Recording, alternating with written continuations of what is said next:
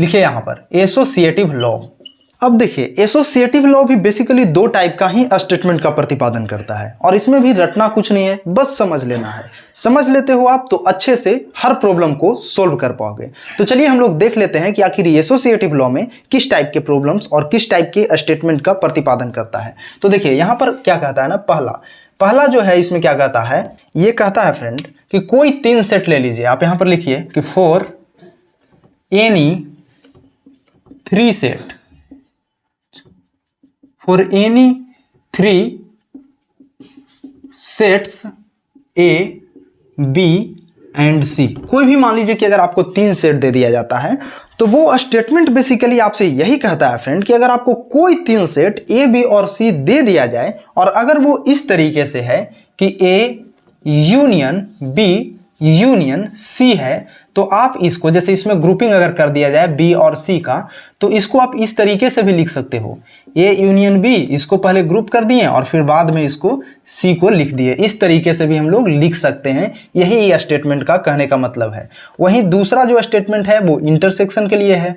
तो वो क्या कहता है कि अगर A intersection B intersection C दिया गया है तो हम लोग इस तरीके से, अगर ग्रुपिंग है तो हम लोग इसको इस तरीके से न लिख करके ए इंटरसेक्शन बी को भी यहाँ पर ग्रुपिंग कर सकते हैं और फिर सी को लिख सकते हैं। समझ में आ रही है बात? मतलब इसमें सिंपली क्या कर रहा है ना कि ब्रैकेट को बस एक्सचेंज कर दे रहा है, ब्रैकेट का जो पोजीशन है उसको बदल दे रहा है।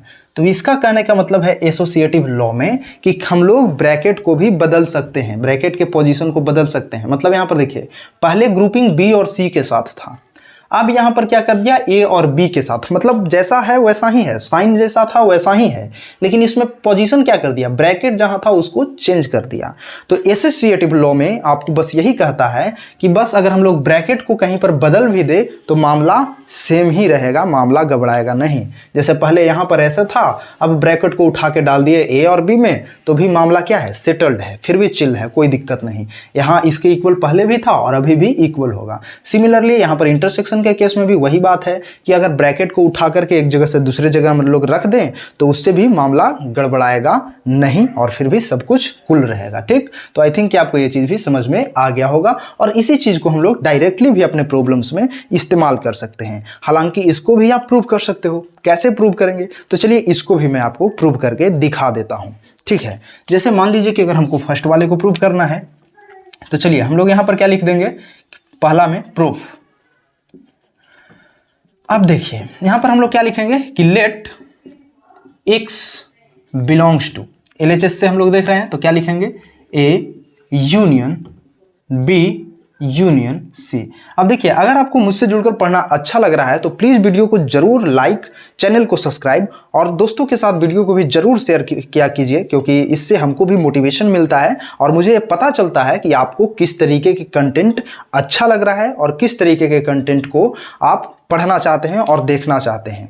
तो यार अगर आपको मुझसे जुड़कर पढ़ना अच्छा लगता है तो प्लीज़ वीडियो को जरूर लाइक कीजिएगा और चैनल को सब्सक्राइब कीजिएगा और कमेंट में जो भी आपका फीडबैक और सजेशन हो मुझसे साझा जरूर कीजिएगा। ठीक है, तो चलिए फिलहाल हम लोग इसको प्रूव कर रहे हैं और इसको देखते हैं कि कैसे हम लोग आगे इसको फर्दर करते हैं।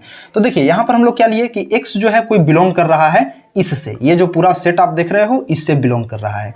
अब इसको देखिए हम लोग को सिंप्लीफाई करना है।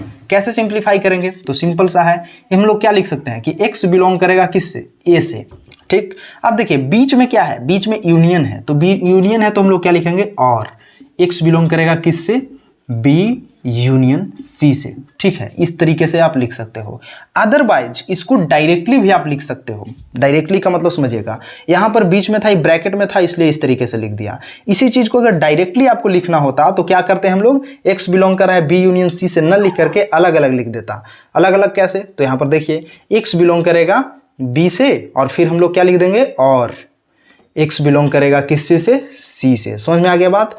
अब देखिए अब हम लोग इसके कॉम्बिनेशन को थोड़ा एक्सचेंज करके यहां पर लिख देंगे। कैसे लिखेंगे? तो देखिए यहां पर पहले देखिए ग्रुपिंग B और C के साथ था, B और C के साथ। अब ग्रुपिंग करना है A और B के साथ, तो हम लोग क्या लिख सकते हैं कि X बिलोंग कर रहा है किससे, A यूनियन B के साथ। A यूनियन B के साथ यहां पर बिलोंग कर रहा है और x बिलोंग कर रहा है किससे, c के साथ। आई थिंक कि आपको यहाँ पर कोई प्रॉब्लम नहीं होना चाहिए, क्योंकि बस हम लोग क्या किए, बस यहाँ पर हम लोग कॉम्बिनेशन को थोड़ा सा डिफरेंट करके लिख दिए। पहले यहाँ पर b यूनियन c को बिलोंग कर रहा था, बात तो सेम ही है ना यार, और यहाँ भी है और यहाँ भी है, तो किसी को एक साथ हम कंबाइन कर लें, उससे तो कोई फर्क नहीं पड़ रहा है। तो चूंकि हमको ये प्रूव करना है तो हम लोग इस तरीके से भी लिख सकते हैं। इसको हम लोग थोड़ा सा और अगर मॉडिफाई कर लें, थोड़ा सा और मॉडिफाई कर लें, तो क्या लिख सकते हैं कि x बिलोंग कर रहा है किससे, a यूनियन b से। अब देखिए कि ये दोनों का कॉम्बिनेशन है, ग्रुप है, और इसके अलावा किससे बिलोंग कर रहा है, और है तो यहाँ पर यूनियन होगा c से।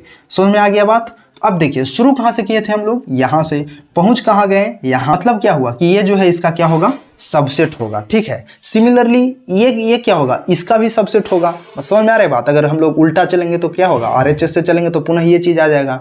मतलब क्या हुआ कि दोनों क्या होगा, इक्वल सेट होगा, और अगर इक्वल सेट होगा तो क्या हो जाएगा, दोनों सेट आपस में इक्वल हो जाएगा और प्रूव हो जाएगा। तो हम लोग डायरेक्टली हम लोग क्या लिख सकते हैं, हम लोग यहाँ पर लिख सकते हैं देयरफॉर क्या लिखिएगा कि A union B union C, और यहाँ पर आप डाल दीजिए, ठीक है, डबल साइडेड एरो यहाँ पर ऐसे लिख दिए, और फिर लिख दीजिएगा A यूनियन B इसका ग्रुप, और फिर क्या कर देंगे, यूनियन C। इसका मतलब हुआ कि अगर इधर से चलें तो ये आ जाता है, और इधर से चलें तो ये आ जाता है, ठीक है ना। अब ऐसे हो गया तो इसका मतलब क्या हो गया, तो इसका सिंपल सा मतलब क्या हो गया कि A union B union C जो है वो किसके इक्वल होगा, वो इक्वल होगा A यूनियन B, और इसके ग्रुप को अगर हम लोग यूनियन कर दें C के साथ। और यही चीज़ हमको प्रूव करना था, और हम लोग इसको प्रूव कर लिए, ठीक है। अब टाइम को बचाने के लिए हम लोग इस तरीके से लिख लिए, अदरवाइज आप फिर से इसको RHS से शुरू कर सकते थे, जैसे मैं आपको पहले प्रूव करके दिखाया कि हम लोग क्या किए, फिर RHS से शुरू करते और पुनः यहाँ तक पहुँचते,